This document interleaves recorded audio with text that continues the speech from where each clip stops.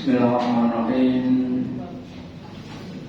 Assalamualaikum warahmatullahi wabarakatuh. Alhamdulillah, alhamdulillahilladzi an'amana bi ni'matil imani wal islam. Asyhadu an la ilaha illallah wahdahu la syarika lah wa asyhadu anna Muhammadan abduhu wa rasuluhu la nabiyya wa la rasula ba'da.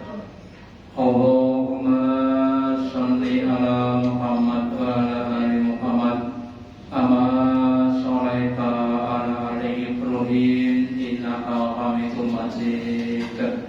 Wa barik ala Muhammad wa ala ali Muhammad kama barakta ala ali Ibrahim innaka Hamidum Majid.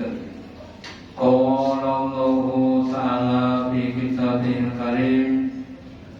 A'udzu billahi minasy syaithanir rajim. Ya ayyuhalladzina amanu ittaqullaha haqqa tuqatih wa la tamutunna illa wa antum muslimun. Wa qala Rasulullah sallallahu alaihi wasallam, innamal a'malu bi khawatim. Bapak Ibu hadirin yang dirahmati Allah Ta'ala, yang pertama dan utama, marilah kita selalu senantiasa meningkatkan, menambahi kesyukuran kita, keimanan dan ketakwaan kita kepada Allah Ta'ala, dan biarlah dengan pada kita kenikmatan yang banyak. Semoga dengan kesyukuran kita Allah Ta'ala berkenan memberikan kepada kita kenikmatan yang lebih banyak, lebih barokah, lebih sempurna dunia sampai di akhirat. Dengan keimanan yang ada pada hati kita, semoga semua ucapan-ucapan kita, perbuatan kita bisa beramal soleh, dan kemudian dengan ketakwaan kita semoga Allah Ta'ala meninggikan derajat menjadi hamba-hamba yang semakin beriman. Amin. Bapak Ibu hadirin yang dirahmati, kalau kita lihat beberapa ibu-ibu atau wanita, sesuatu yang paling dicinta oleh wanita adalah yang namanya perhiasan, boleh? Ditumbas oleh gedung oleh gelang emas oleh beliau. Jelas oleh gelang emas kita. Lah cara nganggo pripun boten kok dikantongi tapi dipakai di tempat tertentu. Kalau di tenggen leher, gelang di tenggen tangan dan sebagainya, bukan dikantongi dalam saku. Dan demikian juga Al-Quran sebagai suatu perhiasan bagi orang beriman.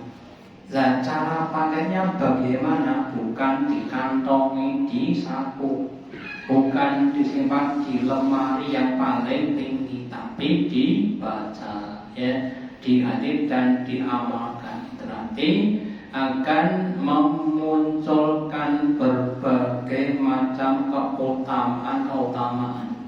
Maka pada kesempatan malam hari ini saya akan menyampaikan tentang keutamaan Al-Quran supaya nanti kita bisa memperlakukan Al-Quran dengan sebagaimana mestinya, sehingga bisa menjadikan kita orang-orang yang mulia di hadapan Allah Ta'ala.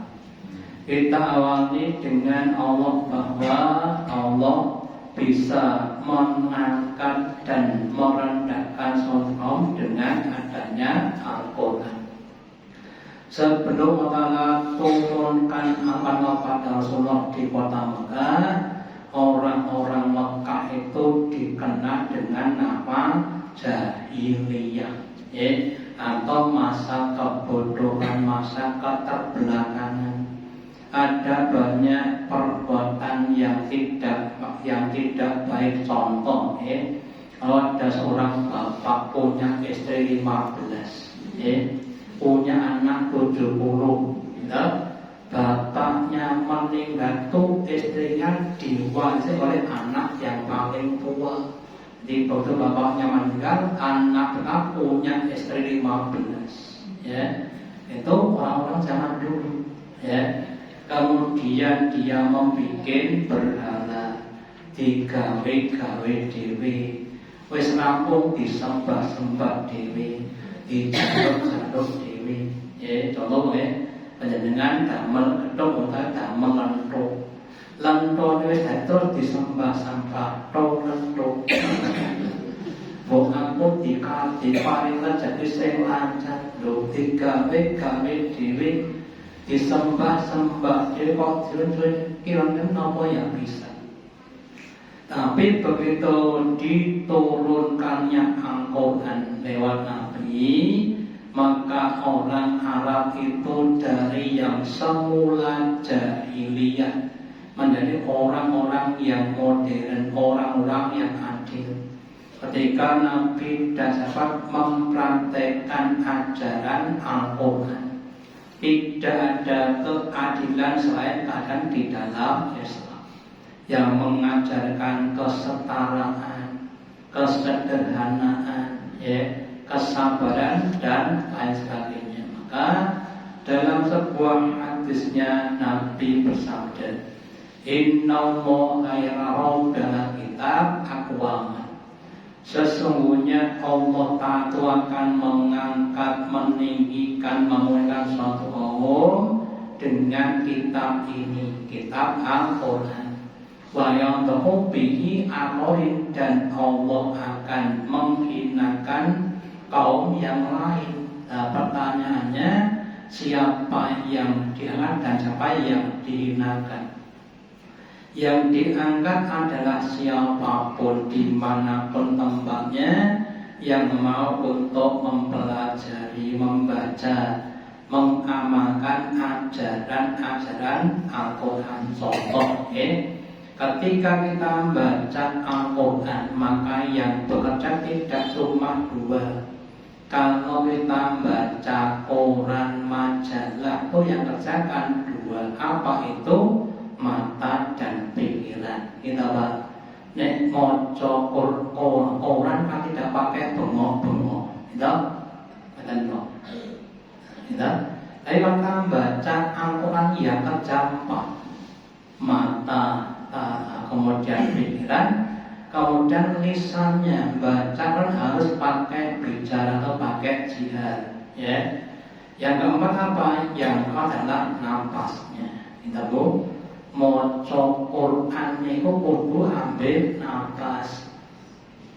Bismillahirrahmanirrahim. Kita nek maca Quran boten sak ambil nafas. Pada pagi di Jakarta bersama rasa ambil nafas maca Quran dan ambil nafas. Dan ini akan mengaktifkan anggota-anggota yang lainnya. Contoh, secara medis kalau kita bisa membaca dengan suara, kemudian itu akan mendekatkan, namanya apa nih Ustaz? Misalnya namanya saya katakan itu akan semakin baik memancarkan cahaya kepada orang lainnya. Dan kalau Quran itu kita amalkan akan jadi kebaikan kita. Contohnya apa? Contohnya kita diperintah untuk berdagang dengan jujur. Ya ayyuhalladzina amanu la taqulu amalakum bainakum bil batili illa an takuna tijaratan antar minkum. Wahai orang beriman, kamu jangan makan, menggunakan, mengkonsumsi barang-barang di antara kamu dengan cara yang batil. Contohnya mencuri atau yang lainnya. illa antakuna tidak antara minkum kecuali dengan tijaro jual beli sewa menyewa monggo kang monggo yang monggo yang saling ridho di antara kamu. Yang sekarang Bapak Ibu itu dikembangkan dengan satu model namanya customer driven, ya. Seorang penjual yang dia menggunakan kepuasan konsumen sebagai tujuan. Wong dodol niku tujuan utama bukan cari baki tapi supaya konsumennya puas. Lah kalau puas apa? Bukan akan beli lagi. Ya, itu adalah satu kebaikan, ya. Atau yang lainnya tentang kepada orang tua. Wa bil walidaini ihsana. Dan dengan dua orang adalah kamu berbuat baik suatu kebaikan bagi yang Allah Al-Quran. Dan demikian sebaliknya Allah akan menghinakan siapapun kapanpun dimanapun orang-orang yang meninggalkan ajaran-ajaran Al-Quran, ya. Orang yang mereka memakan barang-barang yang haram akan dihinakan oleh Allah.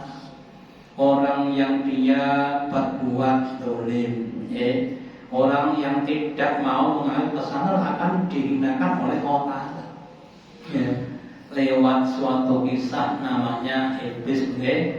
Iblis itu ketika dia berbuat salah, dinasihati malah membuat dalil pembenaran. Maka siapapun termasuk kita ketika kita salah diingatkan kok malah gawe dalil pembenaran, maka akan jadi orang-orang yang terhina dan seterusnya. Makanya kemudian Bapak Ibu, mari kita ini berusaha untuk belajar memahami, mengamalkan ajaran-ajaran Al-Quran meskipun kadang perlu namanya pengorbanan, tapi itu akan menjadikan kita orang-orang yang akan di hadapan Allah Ta'ala, ya. Mencari baiknya, mencari benarnya, bukan mencari enaknya. Contoh lagi, oke, tentang bab penggunaan waktu. Dalam 24 jam saja itu ada waktu-waktu yang baik untuk tidur, ada yang tidak baik untuk tidur. Yang tidak baik untuk tidur adalah ba'da subuh dan ba'da asar. Satu waktu yang tidak baik untuk tidur. Nek turun ini boleh kopen apa? Kita betul. Pas subuh turun itu kita betul. Nek boten ape. Awak itu tadi lemes, awak ibadah asar, ya. Sedangkan waktu yang baik untuk tidur adalah ba'da isya, kemudian menjelang zuhur dan setelah zuhur. Lalu kalau kita amalkan, kita akan jadi orang-orang yang badannya baik, ya. Kita lihat Bapak Ibu, ya, orang-orang yang dulu itu kan sudah sebut tapi masih kuat, ya. Kon laku kuat, kon macul kuat. Saat itu apa? Gede, dhuwur, kon laku kuat. Kalau ngomong misalnya kembali pada ajaran Al-Quran, ya. Kemudian perintah untuk menyinari rumah kita dengan bacaan Al-Quran. Nabi bersabda, nawiru manayatum bisolati wa Quran. Sinarilah rumah-rumah kamu itu dengan sholat dan membaca Al-Quran. Ada suatu kisah Bapak Ibu, ada orang yang kaya, ya. Ada orang yang kaya, rumahnya mewah, ya. Lampunya di mana-mana ada, punya anak cuma satu. Suatu saat pas ulang tahun, bapaknya tanya pada anaknya, "Oi anakku, besok adalah ulang tahun kamu. Apa permintaan kamu akan aku penuhi?" Terus anaknya bilang, "Aku minta dikeluarkan dari kuburan." Kok kuburan tuh? Kamu kan ada di rumah. ya rumah tapi rasa kuburan. Ya, omahe gede wapi Bu. Ya, lamune pada kabeh ning rasa kuburan. Ya. Lah Nabi bersabda, bedanya rumah dengan kuburan itu, kalau rumah itu digunakan untuk sholat dan baca Al-Quran, sedangkan kuburan tidak digunakan dan tidak untuk baca Al-Quran. Ya. Makanya kalau kita yang rumah kita tuh ya rumah beneran, monggo digunakan untuk sholat, utamanya sholat nafilah, ya, sholat sunnah, ya, sholat malam monggo, sholat duha silakan. Bahkan boleh ada sebagian mengatakan, sisakanlah sholatmu itu untuk rumahmu. Maksudnya ketika kita sebagai makmum nyerbu dengan agar kita datang di masjid sholat, habis akan kita sholat qobliyah, terus sholat wajib zuhur, asar, maghrib, isya, subuh. Kemudian setelah selesai kita zikir, doa, terus pulang. Sholatnya ba'diyah di rumah. Kinten gampang apa itu? Ba'diyah itu omah. Wis seje Pak. Tak kalau oh ini enek foto, enek TV, enek HP, enek macam-macam. Buat kita sholat, tapi yang dikatakan sisakanlah sholatmu untuk rumahmu kalau bisa, berarti itu di rumah kalau bisa. Ya, maksudnya kalau boleh, tapi kalau bisa untuk rumah. Kemudian juga selain sholat, sinarilah rumah kita dengan bacaan-bacaan Al-Quran. Monggo dibiasakan seluruh anggota keluarga untuk bisa baca Al-Quran di rumah kita masing-masing. Dan ini mbak kula pun sepuh baca Al-Quran nggih macane Quran boten saged mushaf.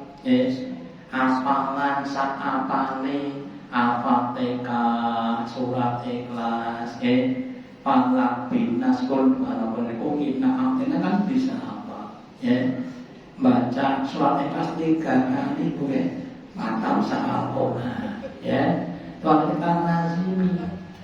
Nah, kalau rumah kita sinari dengan sholat dan Al-Quran, nanti yang datang itu malaikat. Ning nek boten nggih salat boten sing datang niku bangsane setan dan sebagainya kan. Akhirnya apa? Rumah tangga itu kalau dipadan dengan datang itu akan jadi orang yang ya ada masalah tapi enggak dijadikan masalah. Ya, suaminya datang dari kerja, badannya capek, ngelak luwe buka tuduh saksi rene opo alhamdulillah. Rasi mangan kuwe boten sana suwung-suwung langsung jedul panganan. Ini ujian kesabaran. Tanggal 2 gue apa nyoblonjomu telung gonan telung dina alhamdulillah boten masalah. Dan Allah longgarane. Kalau rumah tangga yang dengan Al-Quran tadi. Tapi kalau enggak disinari nanti yang datang setan-setan. Sing kudune boten dadi makan tapi jadi masalah. Sudah dahar 4 sehat 5 sampunakmu kurang sambel kurang pedes sudah dilami. Wong wedok orang genah nyambel kok orane pedes 11 lombok diulek kabeh. Apunten. Ini contoh saja. Ini wong mriko maju ini boten. Ini contoh saja ya. Kemudian juga dengan yang lainnya innal baita. Supaya satu rumah la yatasimu ala alihi. akan menjadi longgar. Meskipun rumahnya itu RSSSS, malah tuh RSSSS, rumah sangat sederhana, selonjor saja susah. Saking ciliknya gue RSSSS, rumah sangat sederhana, selonjor saja susah. Tapi kalau dibacakanlah jadi luas. Hatinya luas, boten hati yang sempit, boten sumbu pendek, ning sune sumbu sing rada dawa ora gampang nesu. Kemudian waktu malaikatu, dan datang itu para malaikat-malaikat, yang malaikat-malaikat. Kemudian tajuru asyatun, setannya sama hijrah, sama pergi dari rumah tadi. Sunang kono ada yang bangsanya panas-panas. Ada cerita kronik hadis yang saya akan lupa. Ada dua setan, satu gemuk, satu kurus. Saling bertanya, loh, ini kabari? Wah, awakku rapai nak jadi kuru lama po. Aku nang kono nek arep mangan bismillah sik. Aku rasa dadi melu mangan. Arep ngombe bismillah, arep turu bismillah, ora sampe turu. Arep ngombe bojo bismillah, ora sampe ngombe bojone. Tahu kamu udah nang kono pena mangan gak sampe mangan. Turang kok nek aku sampe turu. Mulai terang aku sampe ngombe bojone.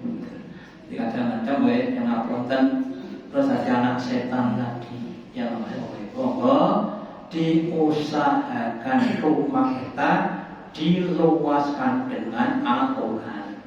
Kemudian khairukum, dan akan dibanyakkan kebaikan. Tumbas gelas, piring, sendok, jadi awet kabeh. Kita ada toko gelas, telung sen sesasi kok entek kabeh. Ndak dino pras tuku HP lagi rong dino kecemplung kan gen bak mandi, kira namanya orang yang tidak barokah. Kemudian kalau tidak dibal, akhirnya tadi gak banyak barokahnya. Kalau kan akan banyak barokahnya. Apapun yang akan jadi awet dan lain sebagainya. Usahakan sinari rumah kita dengan Al-Quran. Luaskanlah, hadirkanlah, undanglah malaikat, usirlah setan dengan cara membaca di rumah-rumah kita. Kemudian hati yang kosong. Bagaimana jenenge suwung? Apa betul suwung? Wong suwung, apa wong suwung? Suwung itu karena penghuninya atine suwung, artinya tidak ada jati dirinya. Rasul bersabda, Innal lamila fi jawfihi sa'minal Quran. Sesungguhnya orang-orang yang di dalam hatinya gak ada Quran, kan baitul halbi seperti rumah yang kosong, rumah yang rusak. Rumah itu kalau dikosongkan, gak dihuni selama 1 tahun, itu pun rusak. Apalagi lebih dari 1 tahun, tambah rusak. Nah, kalau orang sudah begitu, kalau gak ada Qurannya, semakin lama akan semakin rusak. Kenapa? Karena setan itu adalah yuwas wesudu. Nah, kalau di dalam hati nggak ada Qurannya, setan itu nggak ada lawannya. Mau maksiat, oke saja, nggak ada yang melawan. Mau berbuatnya juga begitu, maka akan cenderung untuk rusak. Beda dengan kalau kau punya Al-Quran, habis ngaji Quran, membahas tentang masalah rezeki, rezeki tono dengan Allahu yang syukur bagi masalahnya itu jatuh dan yang mampu untuk meluaskan rezeki bagi yang dikehendaki dan menyampaikan bagi yang dikehendaki. Pas dapat uang banyak, panennya panen yang baik, ya, dia akan bersyukur alhamdulillah. Pas sempit, ya juga kemudian dia bersabar. Artinya ada ampunan.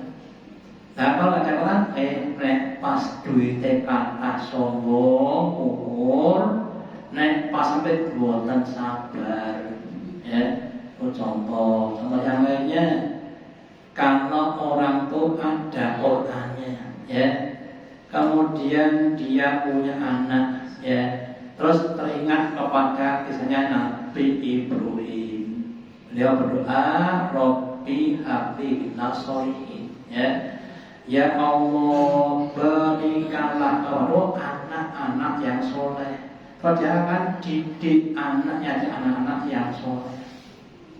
Ketika dia dengan pada kisahnya Nabi Yusuf, ya, ketika digoda oleh Yulaita, begitu, ya, kan ada sedang final oleh seorang pejabat negara selingkuh, kita kemudian dipecat oleh. Kenapa? Karena tergoda tadi. Lah orang-orang yang punya Quran yang digoda kemudian dia pada Nabi Yusuf, terus dia minta lindung kepada Allah dari godaan wanita tadi dari beberapa contoh. Jadi orang itu kalau semakin banyak ada radawatinya akan semakin terjaga setan. Kalau pun nate nesu nopo dari waktu, pun nate nesu. Jadi nesu dua itu nopo buatnya. Nesu marah itu nopo buatnya. Gumantung kawon tenanipun, ya. Kalau marahnya tanpa sebab kan nggak boleh, contoh kita dicaci, dimaki, boten sah nesu, kenapa? Nembe diparingi ganjaran, tapi kalau Allah Rasulnya dicaci, dimaki, tamah, ya. Agak kan kita marah, ya. Atau yang lainnya Bapak Ibu, ngapusi niku dosa napa mboten? Menipu niku entuk napa mboten? Secara enggak pun, tapi ada yang boleh.